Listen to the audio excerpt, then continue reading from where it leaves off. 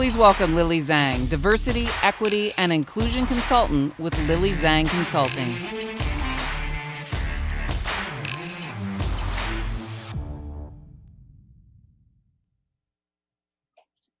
Hey folks, hope you're enjoying your 3% conference experience so far. There's a lot I'd like to share today, but before all that, let me level set for a moment. The future of work is a big, heady topic, but I'll be real with all of you. When you're living through the future of work, like we are now, and it looks like the worst pandemic in recent memory, societal rifts greater than we've ever seen before, and huge social and political upheavals that threaten to change the way the entire world works, well, it feels a lot less inspirational and a whole lot more terrifying. I'm here to say, I hear you. I feel that. Today, I'd like to share my thoughts on just one of these upheavals that's happening below the surface. Today's topic is one that gives me hope, and one that I hope might do the same for you. So here's a little bit about me. I'm Lily. I use they, them, and she, her pronouns. I'm a trans femme and Chinese American, and I'm also a diversity, equity, and inclusion consultant.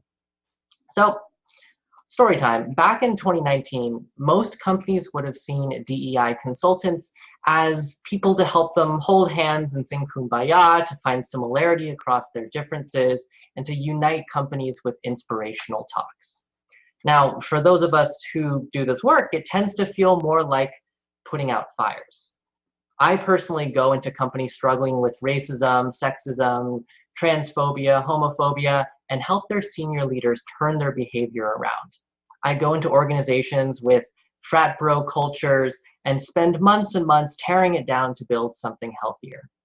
This is tough work, and you might not believe it, but our profession was worried that it wouldn't exist back in March. DE&I related jobs in companies in March fell by 60% as COVID-19 forced workplaces to shut down. Many of my colleagues lost their jobs. The few professionals who kept their jobs were reassigned to handle different problems, namely the move to a remote workforce. I saw lunch and learns go away. I saw D&I initiatives fade. I saw all of the project work that many companies have been doing get shuttered and put aside to focus on COVID-19. Personally, I lost my share of clients as a solo consultant. And during that time, I was speaking to a lot of executives about why they were making these choices. One person I talked to was very frank about it. He said, "We're cutting all but the most essential of activities. Diversity and inclusion just isn't essential." So then, on May 25th, a Black man named George Floyd was killed by a white police officer. Cities across the country and around the world erupted in protests and demonstrations against racism and police violence. Protests that many police departments in America responded to with more violence. What did companies do? Well, mainly, most of them put out toothless statements supporting Black Lives Matter that sounded really good. They sent out company-wide emails.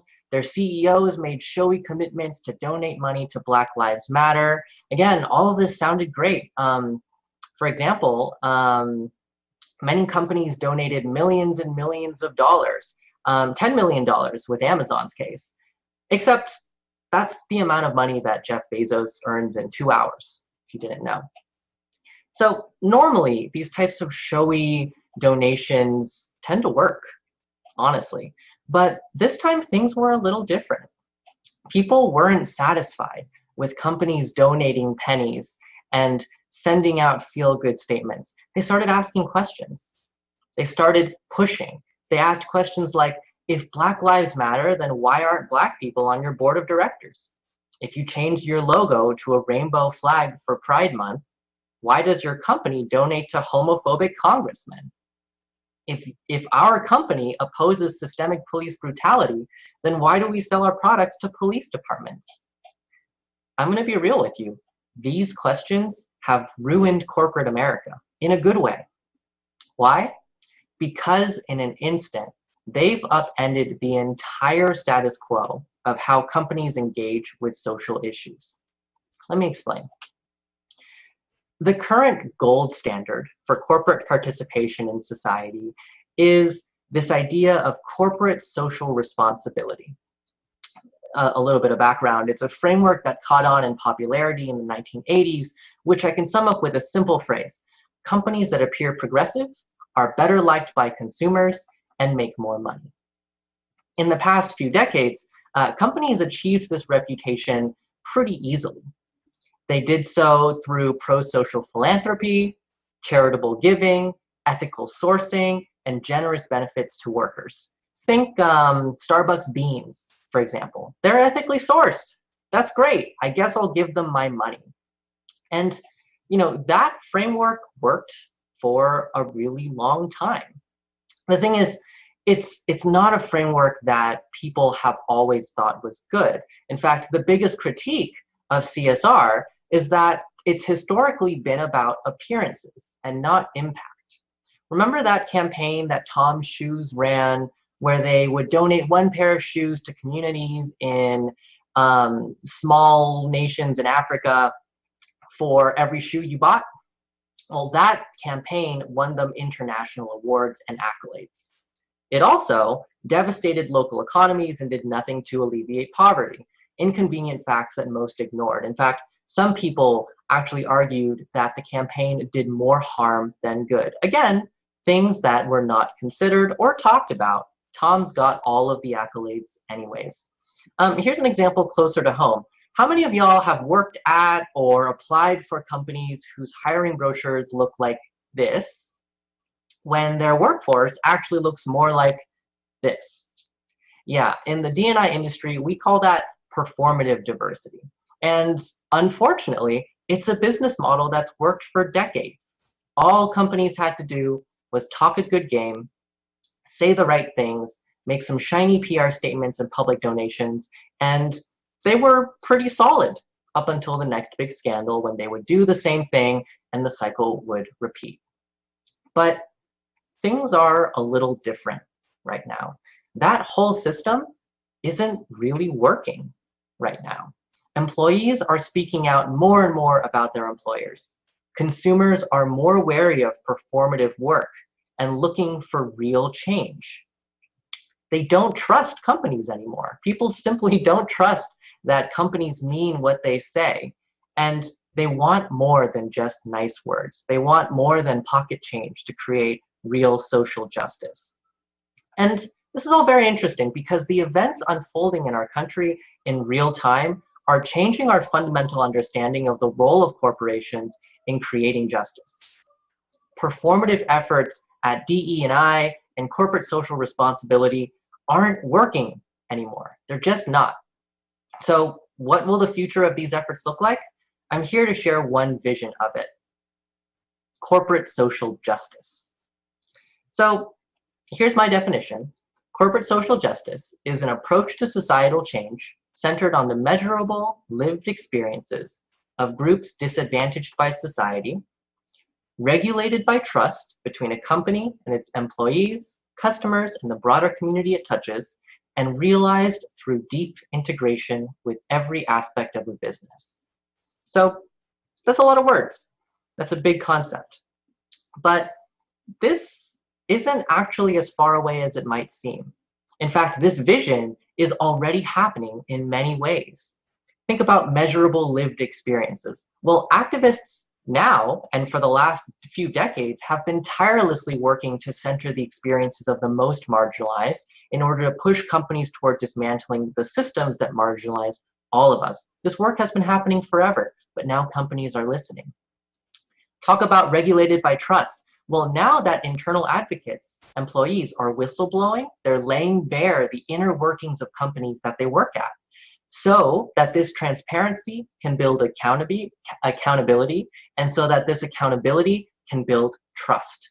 This is powerful. This is a fundamental reimagining of the ability of companies to get away with doing work that doesn't have an impact. We're seeing more and more employees call out their employers, rightfully so, for saying one thing and doing another. And finally, deep integration is something that D&I professionals have been advocating for, again, for decades. We've long realized that one-time unconscious bias training or one-time racial sensitivity training is a Band-Aid solution. Myself and my colleagues have been pushing for answers to systemic racism, to injustice that go through corporations to do something bigger, to work at making better systems, better processes, better procedures, better policies. All of this work has been happening for a while, and all of it is pushing to make DE&I not just something to do on the side, something that looks nice as an add-on, but a key fundamental integrated part of a business. Now, this is all happening, right? This vision is all happening right now around the country. And I've put it all together into this idea of corporate social justice, but I really have to stress the fact that this is a change that I don't think any of us could have predicted. In fact, I was predicting just a few months ago that we would see performative D&I for the next few years, and that would have been the biggest challenge of our time. And I was wrong. I mean, I also couldn't predict COVID, but let's be real, none of us could have. And now we're suddenly in this new era where we can actually have these conversations. I can't believe that we started this conversation by saying companies have now signed on to Black Lives Matter. That's nuts. 2019 me would not believe you if you had said that. But now we're here. And now we have the potential to recognize this kind of vision of corporate social justice. So, big ideas aside, this is still huge, right? This is very, very big. How can we start creating this future of work? How can we get from where we are today toward a future of work where more companies do this? In fact, where all companies do this. What would it mean? What would it take? Here's my thoughts. And this is a growing topic of concern.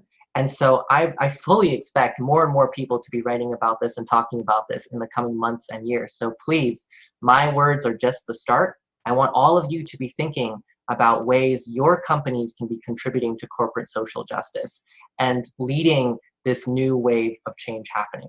But for now, we'll start with my personal take. How do you create corporate social justice?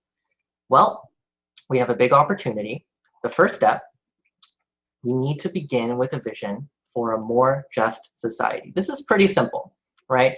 But ask yourself the question, what kind of world is our company trying to build? What does it look like? Who's thriving? Who's succeeding? Be ambitious and also be specific. Are you imagining a world where the racial wealth gap is zero? A world where every woman can walk home safely at night? A world where no family ever goes hungry? This kind of vision is so important, and be realistic too. Your company is not going to make the entire world a better place, but your company can do something. It can have that one ambitious goal, that vision for the world. And it will probably relate to something your business does. If your business makes a product that aims to increase accessibility to the internet, then it better have an ambitious goal related to the internet and accessibility. If your company works to connect consumers with products that resonate with them, then you better have an ambitious vision for the relationship between consumers and products far into the future. Make sure that that vision is ambitious, specific, and recognizes the fact that our current reality right now, today, in this world, is not a great one in a lot of ways. Our society is racist. Our society is sexist. It's homophobic. It's transphobic. It's classist. It's ableist. All of these things exist in our current world today. Will they exist in the future you imagine? To what extent? Why? And what will you have done about them? Once you've asked yourself this question, then do some more homework. Situate your company within the broader ecosystem of that goal. Let's say, for example, you're a tech company and your primary product is developing an app to help people be connected, right? That's pretty standard. Well, what would your goal be? Maybe your goal is greater connectivity, greater interactions, more access to knowledge, to information, community building in an age of COVID, for example. Maybe these are all things that you aspire for. Well, situate your company within that future vision. What's needed to make that happen? What's the internet going to look like at that point in time? What's the world going to look like? What are your consumers going to be thinking about? What are they going to be feeling? What's going to be the state of the country, the state of the world? These are big questions. These are big questions that people have been thinking about forever, but that corporations haven't really engaged with much. But you need to ask them. You need to understand how this future world will impact your employees, your customers, your vendors, any stakeholder, even the people who live next door to that fancy new building that your company just bought. All of these people are touched by and impacted by your company in some way now and certainly in the future. Find out how your company responds to them, how it interacts with them, and be aspirational about that too. I was working with a client just a few weeks ago that was reckoning with the fact that it had an anti-racist mission and it sold its products to law enforcement. That was a contradiction because in a world where so much law enforcement is plagued with systemic racism and where police brutality is the exception and not the norm, suddenly companies can't be neutral if they decide to sell to them. Suddenly, in their vision of the future, an anti-racist future, police departments needed to be radically reimagined, and their company needed to grapple with that. So these are the sorts of things we need to talk about. These are the sorts of questions we need to ask. So after this, at this point in time, this is where we start getting to work. And honestly, this is my solution to an age-old problem that the D&I field has faced forever, for decades and decades. How do you do the work? Is the answer one person at the very top, a head of D&I? Is the answer no person leading this work, but everyone charged with the responsibility for it? I think there are aspects of both of those that sound good and that work well. My solution that I've seen work in a few companies is to build a working group that represents all your stakeholders, tasked specifically with making the company more diverse, inclusive, equitable, and ensuring that its interactions with the world are just the same, are just as diverse, inclusive, and equitable. Now, this working group, I've written a whole bunch on how to actually structure them and how to do it. It's really imperative, for example, that you make sure that you represent all different groups of employees from all levels. You need to make sure that entry-level folks have a voice, and also that the group has representation from senior leadership. You need to make sure that people are compensated well for their time and respected. You need to make sure that people can opt out when they want to. These are all logistics and details. I'd be happy to talk with anyone who wants to reach out to me if you're thinking about creating a group like this. But you need to build a working group that represents all your stakeholders and task them with doing this work. Then, this is scary, you're gonna do it, take a stance. Take a stance. In fact, lots of companies actually led with this. The thing that surprised all of us, companies said Black Lives Matter. And I don't actually think they realized what that meant. When you say Black Lives Matter, you say that white supremacists don't belong. That's powerful. You say white supremacy doesn't belong in your company. You say white supremacists shouldn't be buying your products. You say white supremacists should hate your guts. And honestly, that's the approach we need to take. This is the direction we need to move in. It's so important that we take a stance. And finally, do the work. Regularly evaluate your progress. There's no better way to put it. Figure out if you're having the impact you want to have. Tweak your process and your messaging. Be honest, humble, and dedicated. What we're working toward here is anti-racism. What we're working toward here is building a better world. Remember, right, the goal of all of this work, of corporate social justice, is bringing your company's resources to bear in building a better world together, in building a future where police violence, racism, sexism, homophobia, systemic injustices no longer exist. That's what we're aiming for. The future of work is justice for all and nothing less. Thank you. Hey folks, thank you so much for tuning in. So we have lots of questions here. I'm going to go rapid fire and answer them. Great questions that folks have asked. So the first question is, what are the biggest obstacles for disrupting the status quo and embarking on a path to dismantle systemic racism in these corporations? So the first thing you have to understand is the status quo is the status quo because things are frozen like that. Things are very stable like that. To disrupt the status quo, you need to show how it doesn't work. You need to show how the status quo is actively harming people. And that's where stories about discrimination, that's where call outs for systemic racism really work.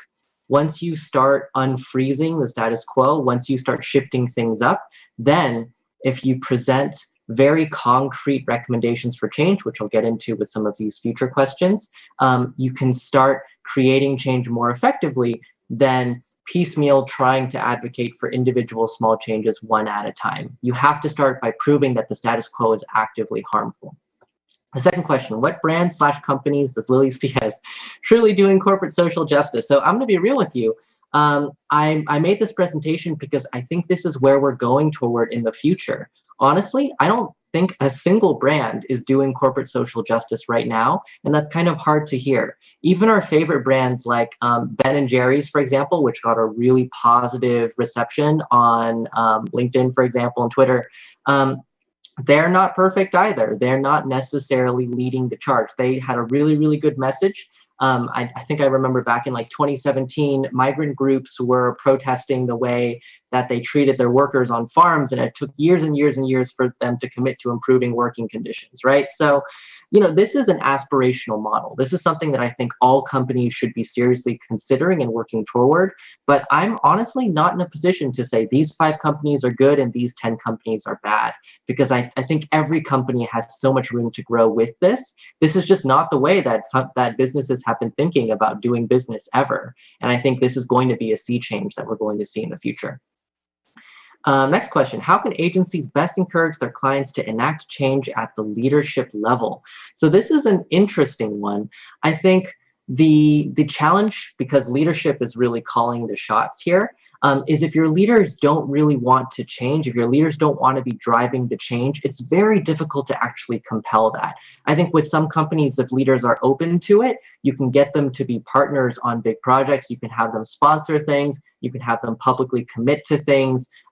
Best of all, you can have them commit and agree to tying their bonuses and salaries and stock options, for example, to their company's success on making progress towards these metrics. Now, when you have a company that has leaders that aren't on board with this and that has leaders that don't get it, it gets much more difficult. I think that's where grassroots organizing really has an effect, but you need to aim big. One of the asks that I've been recommending is if you can get a unified effort to demand that all of your leaders, this is going to be a big one, reapply to their own jobs, redesign the requirements of leadership to include DEI competence, and reapply to their own jobs. I think just getting a unified ask on that would freak them out. It would be really good for driving change. Happy to talk about that later. That's a big concept. Next question. Are there any more specific companies people or Lily can think of that are pulling a Tom-style program? Well, so Tom's is the big example. I think every single company that has a donation program is doing something essentially similar. If you look at the budgets for these types of programs, they're pennies. They're just drops in the bucket. One of the metrics that I use is a company's budget for settling things in court bigger than its social justice budget? The answer is always yes. Always yes. 99% of discrimination claims they just settle in court, deal with, wipe off the table, pay some money to people, and make sure that they sign non-disclosure agreements and deal with it there. I think that's a big problem. I think that's pretty much the status quo for every single company in this field, and that's why it's so rare to actually see, discrimination claims that don't result from like a whistleblower kind of sending something to media blowing up. So it's really difficult to make this sort of change in our current system. Okay, let's see. Next question. What's Lily's take on how many companies performing DEI and BLM right now will actually do the work and throw down the dollars for true social justice in their company? 5% or less? It really depends on us. It depends on how much pressure we put on them. It depends on the questions we keep asking. I think what really excites me, and that what prompted me to talk about this topic to all of you today, is the fact that employees and consumers are just really impatient. We're saying, you're not going to do it. We don't trust you. We don't trust you. And they donate some dollars. We say, we still don't trust you. We don't trust you. You got to do more. And I think this is going to be a new wave. So we need to keep pushing. We need to keep asking these really hard questions of companies and help them realize that either they do some real work or we're just going to be hounding them forever. And by we, I don't mean just a handful of activists standing outside their headquarters. I mean thousands and thousands of people, possibly millions of people getting on these companies' cases, refusing to buy from them. I think this is going to be a big deal. Okay, next question. This is going to be the last question. So these things, racism, ableism, sexism, homophobia, benefit the people at the top. That's why there's a backlash to calls for change. How do we make those making the calls at the top change now? So I think I talked a little bit about this with the grassroots organizing work that I would recommend, but I think big asks is crucial. If the leaders are the heart of things, we can't be pushing for incremental change because these are the leaders that are getting in the way of things. So go big. Think about protesting at people's houses. Think about contacting their board of directors and getting them to exert pressure from the top. Think about ways to impact these leaders. If they really don't buy into the need for this change, help them understand it. And do that any way you can, whether you're an employee or whether you're a consumer. I think there are lots of avenues we have to make this sort of grassroots change. And I think we have to, because this is what we need to make a better world. So yeah, that's all the questions we have time for today, but I really want to encourage all of you to keep thinking about this. This is going to be the future. I don't really know what the world is going to look like. I don't think any of us do, but one thing that's clear to me is that we're in a period of time where individual people have more influence than ever to shift the direction that corporate America goes in for the next few decades. This is a moment. This is a big, big moment. So how can we turn this momentum into something that will create and sustain a movement for change for decades, right? That's something that I want all of us to be thinking about now and into the future. Thanks so much.